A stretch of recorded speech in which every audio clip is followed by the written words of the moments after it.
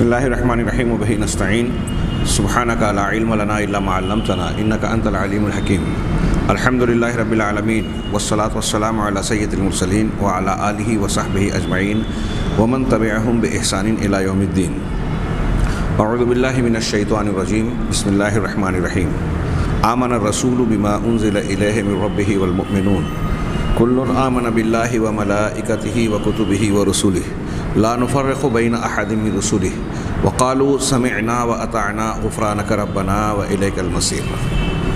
محترم حاضرین، ایمان بالرسول کے تحت جہاں ہم جناب محمد رسول اللہ صلی اللہ علیہ وسلم سے متعلق قرآن و حدیث کے احکامات، آپ کے سلسلے میں بیان کردہ حقوق، صفات، خصائص جان رہے ہیں، وہیں یہ بھی جان رہے ہیں کہ نبی کریم صلی اللہ علیہ وسلم یا رسولوں پر ایمان لانے کا ایک پہلو یہ بھی ہے کہ جو رسول نہیں ہیں ان کو رسول نہ مانا جائے، اور جھوٹے مدعیان نبوت کی رسالت کو ماننا سچے رسولوں کی مخالفت اور ان کا انکار ہے. اور خاص طور سے جناب محمد رسول اللہ صلی اللہ علیہ وسلم کے بعد اگر کوئی نبوت کا دعویٰ پایا جاتا ہے اور کوئی شخص اسے قبول کرے، یہاں تک کہ بعض سلف نے کہا کہ قبول کرنا تو دور، اگر اس بارے میں غور و فکر کرے اور شک میں پڑ جائے کہ اس کی نبوت سچی ہے یا نہیں، ایسی تحقیق کرے سچا ہو سکتا ہے یا نہیں ہو سکتا، یہ سوچ کر غور و تحقیق کر رہا ہے، تب بھی اس کا ایمان خطرے میں پڑ جائے گا، وہ کفر کا مرتکب ہو جائے گا، اس لیے کہ اس کا بعد کے دعوی نبوت کے بارے میں مشکوک ہونا، تحقیق کرنا اس بات کی دلیل ہے کہ وہ نبی کریم صلی اللہ علیہ وسلم کو خاتم النبیین نہیں مانتا، آپ کی شریعت کو آخری شریعت اور دین اسلام کو مکمل دین نہیں تسلیم کرتا. اس انکار کی وجہ سے وہ کافر ہو جائے گا. چنانچہ اس ضمن میں اہل جفا کا اللہ کے نبی صلی اللہ علیہ وسلم یا نبوت کی مخالفت کرنے والوں کا ذکر کرتے ہوئے ہمارے سامنے دکتور صادق صاحب نے آج کی ایک جھوٹی نبوت کا جو چرچا ہے اس کا تذکرہ کر رہے ہیں، اور اس کے مدعی، متنبی، جھوٹے مدعی نبوت کی شخصیت کا ذکر کرتے ہوئے جو پچھلے درس میں ہم اس کی بعض تمہیدی باتیں اس کے بارے میں کہہ چکے ہیں، اب وہ اس کی شخصیت کا تعارف کرا رہے ہیں. اب دنیا میں اگر اس کے ماننے والے پائے جا رہے ہیں اور کچھ سادہ لوح عام مسلمانوں کو اپنا شکار بنا رہے ہیں، اور ہمیں اس بات کی ضرورت پیش آتی ہے کہ ہم سچے نبوت کی سچائی کو اور جھوٹے نبیوں کی کذب بیانی اور ان کے دھوکے کو ظاہر کریں، تو ضروری ہے کہ ان سے متعلقہ مختلف پہلوؤں کا علم رکھیں، ان کی شخصیت، ان سے متعلق زندگی کے حالات، اور پھر پس منظر ان کے مقاصد، ان کے دعوے، پھر ان کے دعووں کا جھوٹ، وہ جو وحی الہی کے نام پر جن چیزوں کو پیش کرتے ہیں ان کا پوسٹ مارٹم، یہ ساری چیزیں ضروری ہیں تاکہ ان کی حقیقت لوگوں کے سامنے بالکل آشکار ہو جائے کہ یہ نبی نہیں ہیں اور ہو بھی نہیں سکتے. یہی وجہ ہے، ہو سکتا ہے کہ جب ہم یہ گفتگو کر رہے ہیں تو سامعین میں سے کسی کے ذہن و دماغ میں یہ آئے کہ ان کے شخصیت کے بارے میں، ان کی پیدائش، ان کا خاندان، شخصیت، زندگی کے حالات، اس کی کیا ضرورت ہے؟ یہ ضرورت ہے. سچے اور جھوٹے شخص کے درمیان سچ اور جھوٹ کو پرکھنے اور اس کا جائزہ لینے کے بہت سارے مراحل ہیں، اور خاص طور سے عام حالات میں، عام زندگی میں بھی ہم کسی انسان کے سچے اور جھوٹے ہونے کے مختلف معیار رکھتے ہیں، پرکھتے ہیں. ایک آدمی کو کسی سے اشتراک کے ساتھ تجارت کرنی ہے، رشتہ اور شادی کا، بیاہ کا معاملہ کرنا ہے، تو دنیاوی اعتبار سے وہ معلومات لیتا ہے کہ فلاں بچہ کیسا ہے، بچی کیسی ہے، اس کے خاندان کے لوگ کیسے ہیں، اور بہت سارے ایسے قرائن اور دلائل ہوتے ہیں جس کی بنیاد پر آدمی اپنے آپ کو اس نتیجے پر پہنچاتا ہے کہ یہ اچھے لوگ ہیں یا برے لوگ ہیں. تو عام انسانوں کے لیے بہت سارے معیار ہے جس کو اختیار کر کے انسان نتیجے پر پہنچتا ہے. تو نبوت تو بہت بڑی اور عظیم چیز ہے، کسی بھی دنیاوی اعتبار سے کسی بھی دعوے کے مقابلے میں سب سے اونچا دعویٰ ہے. لہذا نبوت کی شان تو بہت بلند ہے. اگر کوئی شخص اس کا دعویٰ کر رہا ہے تو وہ سچا ہے یا جھوٹا، یہ بہت آسانی سے اور بہت واضح انداز میں مختلف پہلوؤں سے ظاہر ہو سکتا ہے۔ جب ہم یہ دعویٰ کر رہے ہیں تو یہیں ضمناً ان باتوں کو یاد دلاؤں جو ہم پیچھے گفتگو کر چکے ہیں کہ جناب محمد رسول اللہ صلی اللہ علیہ وسلم اللہ کے آخری سچے رسول ہیں، یہ ہمارا ایمان ہے۔ اس ایمان کی بنیادیں بڑی مضبوط، انتہائی مضبوط ہیں۔ ہاں، آپ کے صداقت کی دلیلیں بے شمار ہیں۔ اس سے پہلے ہم بیان کر چکے ہیں کہ چونکہ علامہ ابن تیمیہ رحمہ اللہ کہتے ہیں کہ چونکہ نبی صلی اللہ علیہ وسلم کی رسالت و نبوت تمام بنی نوع آدم کے لیے ہے، بنی انسان آپ کی بعثت کے بعد جتنے بھی انسان و جن سب کے لیے، قیامت تک اور ہر علاقے کے لیے، تو چونکہ آپ کی یہ نبوت تمام انسانوں کے لیے ہے، قیامت تک کے لیے ہے اور ہر ایک کے لیے نجات کا معیار ہے، اسی لیے اللہ تبارک و تعالیٰ نے عجم، عرب اور پڑھے لکھے، کم نہ بغیر پڑھے لکھے، خواندہ ناخواندہ، ہر ایک کے لیے آپ کی شخصیت اور آپ کی نبوت کے اتنے دلائل مہیا فرمائے ہیں کہ کسی بھی انسان کے لیے کوئی شک کی گنجائش نہ رہ جائے یا جاننے کے سلسلے میں کوئی رکاوٹ نہ رہ جائے کہ آپ سچے رسول ہیں۔ ہر ایک کو بآسانی سمجھ میں آ جائے، اطمینان بخش طریقے سے، جو عقل کے جس معیار کا ہے، جس میدان کا ہے، اسے بآسانی بخوبی یہ معلوم ہو جائے کہ محمد رسول اللہ صلی اللہ علیہ وسلم اللہ کے سچے رسول ہیں۔ ایسے بے شمار دلائل اللہ تبارک و تعالیٰ نے آپ کی صداقت کے فراہم کر رکھے ہیں۔ اس پر ہم نے بڑی تفصیلی گفتگو پچھلے دروس میں کی ہے۔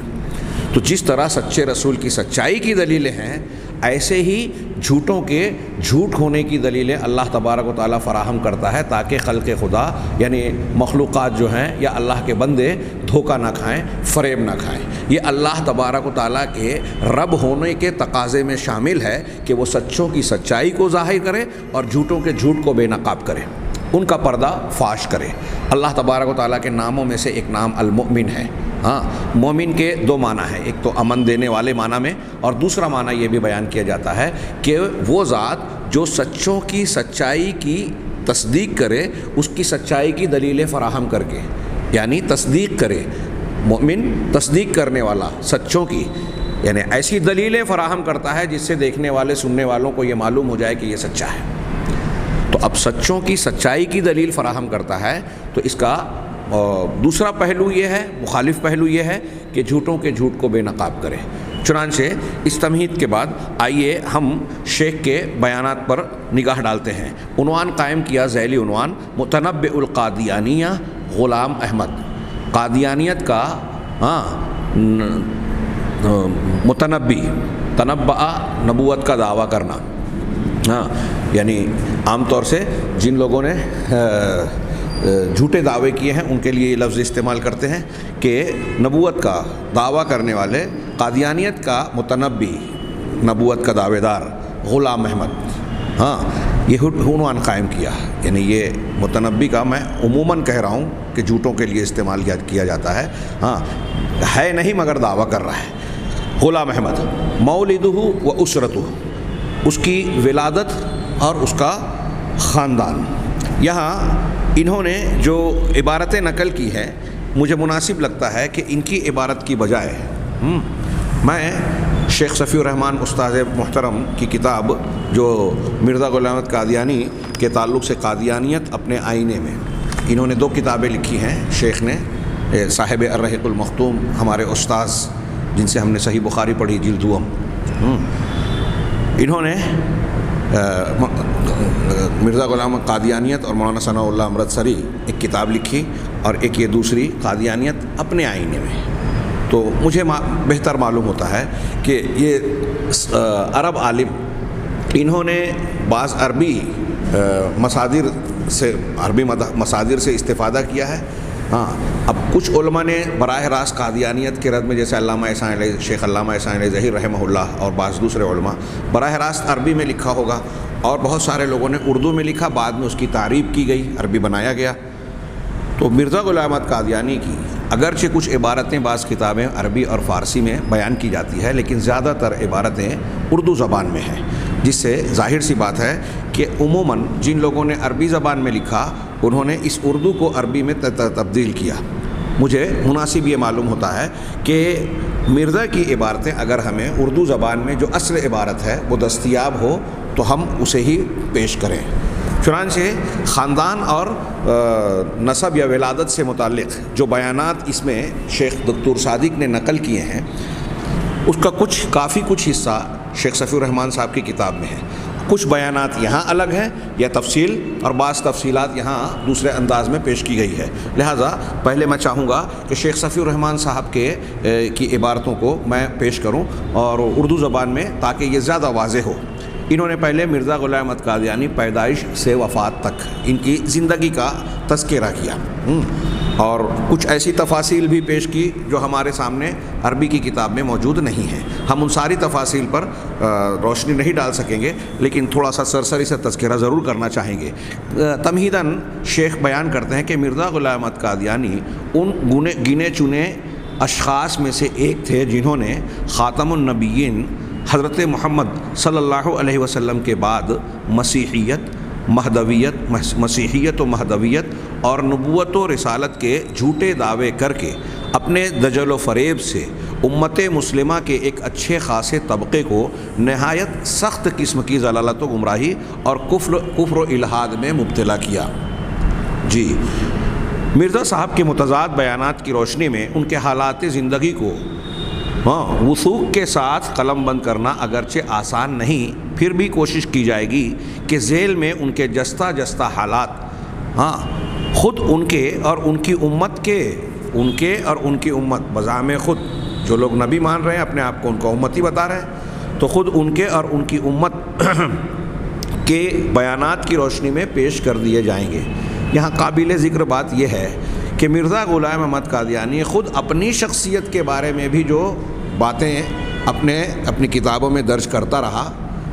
اس میں تضادات پائے جاتے ہیں۔ ابھی آپ دیکھیں گے خود اپنی ولادت کے سلسلے میں اس نے الگ الگ سنوات بیان کیے۔ کون سی بات قابل اعتبار ہے یہ محل نظر ہوتی ہے، اس لیے کہہ رہے ہیں کہ وثوق کے ساتھ کوئی بات نہیں کہی جا سکتی، لیکن کوشش کی جائے گی کہ ان کے حالات قلم بند کیے جائیں حوالوں کے ساتھ۔ البتہ مسلمہ واقعات کے بعض مخفی گوشوں کی نشاندہی کے لیے دوسرے مراجع سے بھی مدد لی جائے گی، یعنی خود مرزا صاحب، ان کی امت کے لوگ اور پھر بعض دوسرے مصادر۔ یہ ترتیب بیان کرنے کے بعد عنوان قائم کیا پیدائش۔ مرزا صاحب نے کتاب البریہ صفحہ 146 میں اپنی پیدائش 1295 ہجری یا 1256 ہجری مطابق 1839 یا 1840 بتلائی ہے۔ یہی بات تقریباً انہوں نے سن عیسوی کے اعتبار سے اپنی کتاب میں نقل کی ہے، لیکن ان کی کتاب تریاق القلوب صفحہ 68 سے معلوم ہوتا ہے کہ وہ 1261 مطابق تخمیناً 1845 میں پیدا ہوئے۔ تخمیناً کہہ رہے ہیں 1845، صحیح ولادت کی تاریخ جو تریاق القلوب کے حوالے سے ان کا بیان ہے میں پیدا ہوئے۔ جائے پیدائش آبائی وطن قصبہ قادیان ہے جو لاہور سے 50-55 میل شمال مشرق میں گرداسپور پنجاب یعنی ہندوستان میں واقع ہے۔ آپ کے بقول یہ جتنی باتیں انہوں نے نقل کی ہے حاشیے میں کتاب البریہ تریاق القلوب خود مرزا صاحب کی کتابوں کا حوالہ ہے۔ آپ کے بقول آپ اپنے والدین کی آخری اولاد تھے اور جڑواں پیدا ہوئے تھے۔ آپ کے ساتھ ایک بچی بھی پیدا ہوئی تھی جو ترتیب ولادت میں آپ سے پہلے تھی، نام جنت بی بی تھا، وہ 7 ماہ زندہ رہ کر انتقال کر گئی۔ تریاق القلوب۔ آپ 5 بھائی بہن تھے، ان میں سے بڑی ایک بہن مرزا بی بی تھی، ان سے چھوٹے غلام قادر تھے، ان سے چھوٹا ایک اور لڑکا تھا جو بچپن ہی میں انتقال کر گیا، اس سے چھوٹی جنت بی بی تھی جو مرزا صاحب کے ساتھ جڑواں پیدا ہوئی تھی، اور سب سے چھوٹے خود آن جناب تھے۔ یہ سیرت المہدی جلد نمبر 1 صفحہ 30، قادیہ جلد نمبر 2 صفحہ 272، 2 کتابوں کے حوالے سے یہ تفصیل نقل کی۔ آپ سے پہلے چونکہ 2 بچے فوت ہو چکے تھے، اس لیے آپ کے گلے میں ہنسلی ڈال دی گئی تھی اور آپ کو سندھی کہا جاتا تھا، کیونکہ جس بچے کے گلے میں سیندھی یعنی ہنسلی ڈال کر غیر اللہ کی نظر پوری کی جاتی تھی، عموماً اس کا نام سندھی رکھا جاتا تھا۔ یہ آپ کی شخصیت کا مختصر سا تذکرہ ولادت کا اور شخصیت کا ذکر کیا گیا ابھی ان ولادت کے سلسلے میں، اور خاندان سے متعلق کچھ تفصیل بیان کرتے ہوئے کہہ رہے ہیں کہ آپ کا نسبی تعلق قراچار برلاس نامی ایک قوم سے تھا۔ ہاں، یہ قراچار ایک بڑی پرانی شخصیت، اور اس کے بارے میں قادیانی مآخذ کہتے ہیں کہ یہ بڑے ایسے تھے ویسے تھے، ان کی بڑی تعریف کی جاتی ہے، اسی خاندان سے تھے۔ برلاس ایک قبیلے کا نام ہے، اسی میں برادری یا قبیلہ، ہاں، مغلوں کے کا ایک حصہ بتائی جاتی ہے۔ ہاں، اس میں برلاس کا تذکرہ کیا گیا ہے عربی زبان میں صرف۔ ہاں، شیخ نے کہا قراچار برلاس نامی ایک قوم سے تھا، اور اس کی تصدیق میں آپ نے خود اپنی تصنیفات کے اندر اپنا طویل نسب نامہ درج کیا ہے۔ یہ کتاب البریہ صفحہ 142، زمیمہ حقیقت الوحی صفحہ 77، دو حوالوں سے نقل کیا۔ لیکن دعوی مسیحیت و مہدویت کے بعد آپ نے کبھی اپنے آپ کو فارسی النسل قرار دیا تو کبھی اسرائیلی کہا، اور کبھی چینی النسل قرار دیا تو کبھی حضرت فاطمہ رضی اللہ تعالی عنہا کی اولاد سے بتلایا۔ اور کمال یہ ہے کہ ان چاروں نسلوں میں تقسیم ہونے کے باوجود آپ پورے کے پورے مغل بھی رہے۔ آپ دیکھ رہے ہیں، پھر سے میں یہ عبارت پڑھ رہا ہوں، غور سے سنیے، کہ دعوی مسیحیت و مہدویت کے بعد آپ نے کبھی اپنے آپ کو فارسی النسل قرار دیا تو کبھی اسرائیلی کہا، اور کبھی چینی النسل قرار دیا تو کبھی حضرت فاطمہ رضی اللہ تعالی عنہا کی اولاد سے بتلایا۔ اور کمال یہ ہے کہ ان چاروں نسلوں میں تقسیم ہونے کے باوجود آپ پورے کے پورے مغل بھی رہے۔ یہ بات جو شیخ صفی الرحمن صاحب نے نقل کی ہے، یہی بات دوسرے مآخذ سے جو دکتور صادق نے نقل کی، میں اس کا تذکرہ کرنا چاہوں گا۔ یہاں ولادت کی تاریخ کے بعد وہ کہہ رہے ہیں کہ 1835، 1839، اور کہا گیا 1840 اور 35، 39، 40، یہاں انہوں نے 45 کا ذکر نہیں کیا جو شیخ صفی الرحمن صاحب نے ذکر کیا۔ ہاں، پنجاب کے ایک علاقہ قادیان میں پیدا ہوئے، ایک ایسے خاندان میں جو مجہولۃ النسب تھا، مجہولۃ الاصل والنسب، جس کی اصل اور نسب تقریباً مجہول ہے۔ ہاں، انہوں نے انگریزی استعمار، مسلمانوں کے خلاف انگریزی استعمار کے ساتھ دوستی کو اپنا مذہب بنایا اس کے خاندان نے۔ اس سلسلے میں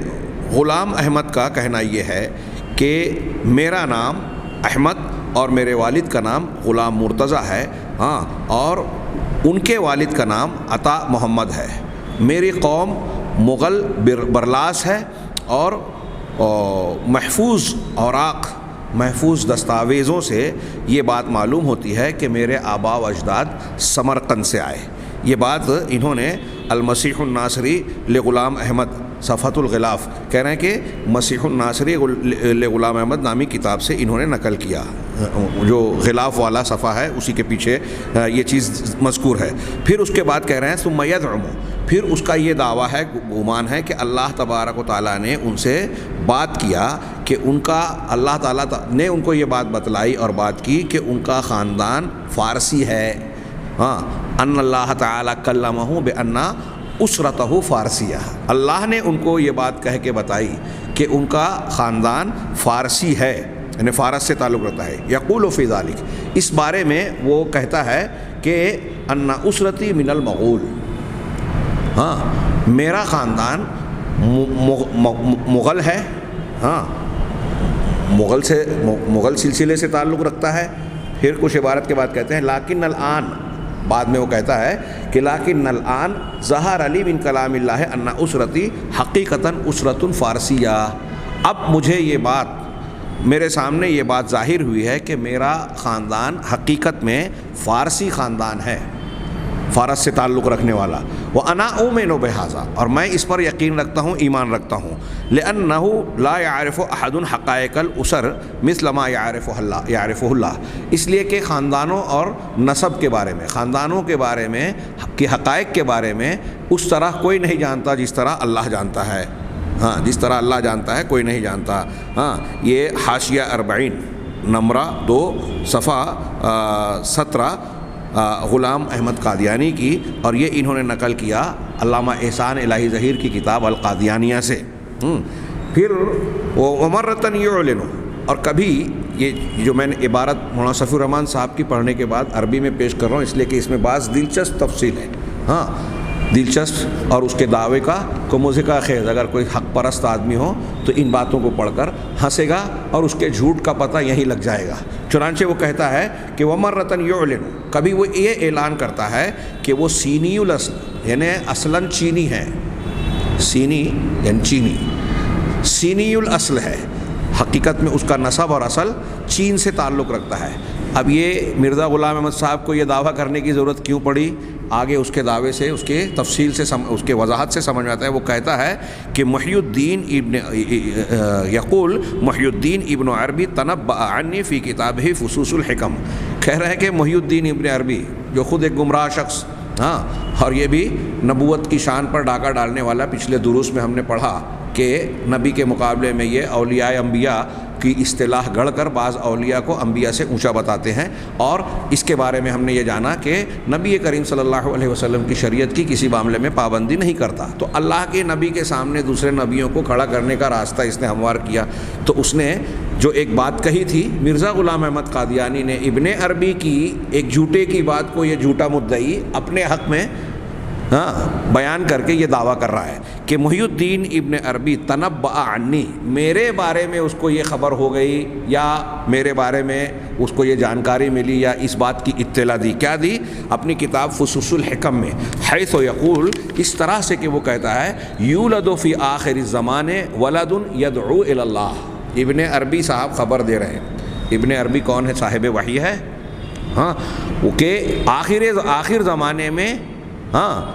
ایک بچہ پیدا ہوگا، یدعو الی اللہ، جو اللہ کی طرف دعوت دے گا، یکون مولدہ بالصین، اس کی پیدائش، اس کی ولادت چین میں ہوگی، ولغتہ لغت بلدہ، اس کی زبان اس کے اپنے شہر کی زبان ہوگی، ہاں، چین میں اس کی ولادت ہوگی اور اس کا جو شہر اور گاؤں ہوگا وہ اسی زبان میں وہ جانکاری رکھے گا یا وہ بات کرے گا، اس کی زبان ہوگی۔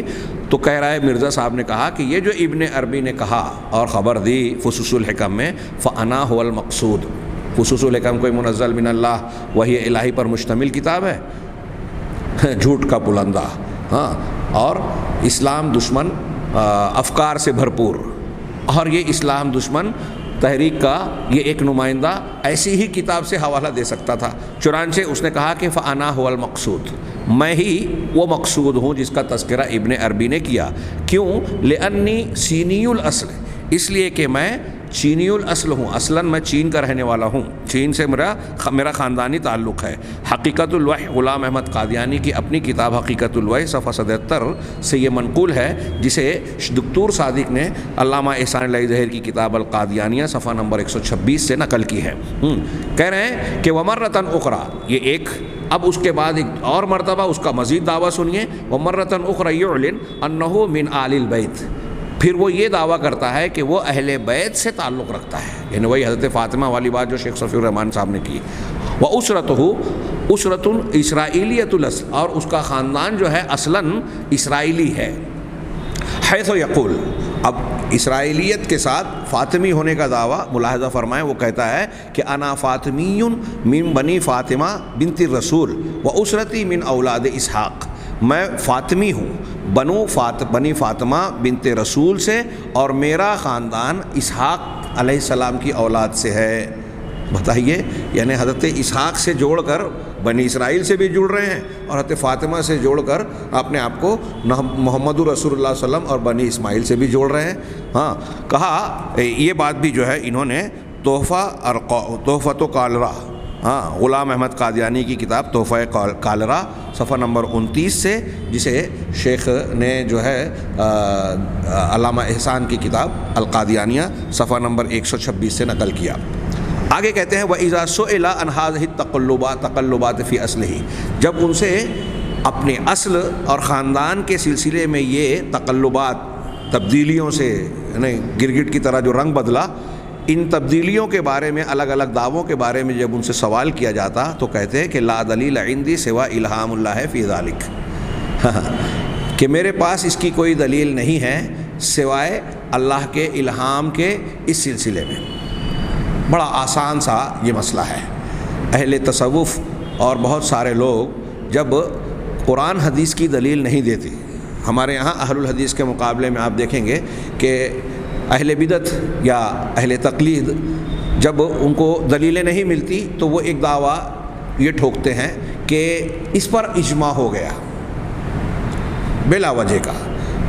20 رکعت تراویح پہ اجماع ہو گیا، تقلید کی مشروعیت پر اجماع ہو گیا، 3 طلاق پر کہ 3 پڑھنے پر اجماع ہو گیا۔ وہ یہ دعویٰ کرتے ہوئے خود قرآن حدیث اور فقہ کے مسلمہ اصولوں کو نظر انداز کر دیتے ہیں کہ اجماع قرآن و حدیث کے خلاف نہیں ہو سکتا، ایک اجماع کے خلاف دوسرا اجماع نہیں ہو سکتا، اور کسی زمانے میں اگر کچھ علماء معتبر علماء بھی کسی معاملے میں مخالف ہیں تو اسے اجماع نہیں کہا جائے گا۔ یہ بھی نہیں جانتے کہ جاہلوں اور اہل تقلید کے اکٹھا ہونے کو اجماع نہیں کہا جاتا، اہل علم اہل اجتہاد کے درجے پر پہنچے ہوئے جو اہل علم ہیں، اجتہاد کے درجے پر پہنچنے والے، ان کے متفق ہونے کو اجماع کہا جاتا ہے۔ ان ساری اصولوں کو نظر انداز کر کے وہ بس یوں ہی دعویٰ کر دیتے ہیں۔ ایک بات، ایسے ہی بہت سارے لوگ اہل بدعت، خاص طور سے اہل تصوف اور یہ جھوٹی نبوت کا دعوے دار قادیانی اور اس کے ماننے والے، ان کے پاس بچنے کا ایک راستہ کیا ہے؟ جیسے روافظ کے یہاں سر امامت، اگر کوئی بات تضاد کی آپ پکڑیں تو اپنے امام یا اپنی روایت کے سلسلے میں کہہ دیں گے سر امامت۔ ان کے یہاں کوئی روایت پیش کی جا رہی ہے اہل بیت کی طرف منسوب، اس کی سند پوچھی جائے کہ سند وند نہیں ہے، ہمارے امام سے منقول ہے۔ روافظ کے یہاں سند نہیں ہے۔ یہاں یہی بات آپ دیکھیں گے کہ یہ کیا کہہ رہا ہے مرزا، اور اہل تصوف کی طرح کہ ہمارا خواب، ہمارا کشف اور ہمارا یہ الہام، یہی بس ہماری دلیل ہے۔ اب تضاد ہے، میں نے یہ کہا، کبھی میں نے یہ کہا، کبھی میں نے یہ کہا۔ تو اب مرزا صاحب کے اس جواب کا آپ جائزہ لے لیجیے کہ وہ خود اس سے جب سوال کیا جا رہا ہے کہ آپ نے خود اپنی کتابوں میں الگ الگ دعویٰ کیا، کبھی آپ نے کہا کہ میں مغل قراچار بارلاس ہوں، کبھی آپ نے کہا کہ میں فارسی النسل ہوں، کبھی آپ نے کہا کہ میں سینی النسل ہوں، اور کبھی کہہ رہے ہو کہ میں فاطمی بنت رسول کے فاطمی اور اسرائیلی اولاد اسحاق سے ہوں۔ تو یہ الگ الگ دعوے، تقلبات کیا معنی رکھتے ہیں؟ تو اب جواب کیا ہے، آپ غور سے سنیے، آپ غور کیجئے۔ وہ کہہ رہے ہیں کہ میرے پاس اس کی کوئی دلیل نہیں ہے سوائے اس سلسلے میں اللہ کے الہام کو۔ نتیجہ کیا نکلا کہ یہ جو الگ الگ دعویٰ ہے یہ میں نہیں کر رہا ہوں، اللہ نے الہام کر کے بتایا۔ اس کا مطلب یہ کہ اللہ تبارک و تعالیٰ نے یہ متضاد باتیں کہیں کہ یہ فارسی بھی ہیں، مغل بھی ہیں، فاطمی اسرائیلی بھی ہیں، چینی بھی ہیں۔ تو اللہ تبارک و تعالیٰ کا یہ اختلاف ہوا، اور تطبیق کی کوئی شکل کوئی بتائے، کچھ نہیں معلوم۔ خود صاحب دعویٰ اس کو بیان نہیں کر پائیں گے اور نہ کیا، بلکہ یہ کہہ دیا۔ مطلب یہ کہ اس کھلے ہوئے تضاد کا کی نسبت اللہ تبارک و تعالیٰ کی طرف کی، یعنی اس کا ذمہ دار اللہ ہے۔ وہ رب العالمین جس نے اپنی کتاب حق کے بارے میں کہا لو کان من عند غیر اللہ لوجدوا فیہ اختلافا کثیرا، کہ اگر یہ کتاب اللہ کے علاوہ کسی اور کی طرف سے ہوتی تو اس میں بہت سارا اختلاف پاتے۔ اللہ کی کتاب اور شریعت حقہ میں اختلاف حقیقت میں ہے نہیں، کسی کو لگتا ہو تو وہ اس کی غلط فہمی اور کم علمی ہے، حقیقت میں اختلاف ہے نہیں۔ اللہ تبارک و تعالیٰ کے بیان اور کتاب میں تضاد نہیں ہو سکتا، اور یہاں دیکھیے کھلا تضاد ہے، اور مرزا صاحب اس کو منسوب کر دیتے ہیں اللہ کی طرف۔ یہ کہہ رہے ہیں کہ فمتنبع القادیانیہ، چنانچہ قادیانیت کا یہ نبوت کا دعوے دار یہ اپنی اصل سے بھی حقیقت میں ناواقف ہے کہ وہ اصلاً کس خاندان کا ہے۔ بل ان الہ القادیانیہ لا يعرف اصلہ، بلکہ قادیانیت کا الہ یہ جھوٹا نبی ہے تو ان کا معبود کون ہوا؟ انہوں نے قوس میں لکھا شیطان، وہ بھی اس کی اصل کو نہیں جانتا۔ کہہ رہے ہیں ھذا ہوا نسب و اسرت متنبع القادیانیہ المجھول، کہہ رہے ہیں کہ یہ قادیانیت کے جھوٹے دعوی مدعی نبوت، قادیانیت کے مدعی نبوت کے مجہول خاندان کا نسب ہے۔ رہا اس خاندان کا اصل، اس کے والد وغیرہ کا تذکرہ، تو یہ آگے یہ بتا رہے ہیں کہ ان کا انگریزی حکومت سے بڑا گہرا رشتہ اور باہمی معاہدہ اور تعلق تھا۔ انشاءاللہ آئندہ درس میں ہم اس کو پڑھیں گے۔ آج کے اس درس میں ہم نے تمہیدی طور پر یا ابتدائی طور پر مرزا غلام احمد قادیانی کا خاندان، اس کی ولادت کا تذکرہ کیا۔ اللہ تعالیٰ سے دعا ہے کہ وہ ہمیں صحیح دین اور صحیح نبوت کو جاننے ماننے کی توفیق عطا فرمائے، اور ہر قسم کے جھوٹے دعووں سے ہمیں محفوظ رکھے۔ وآخر دعوانا ان الحمد للہ رب العالمین وصلی اللہ علی نبینا محمد۔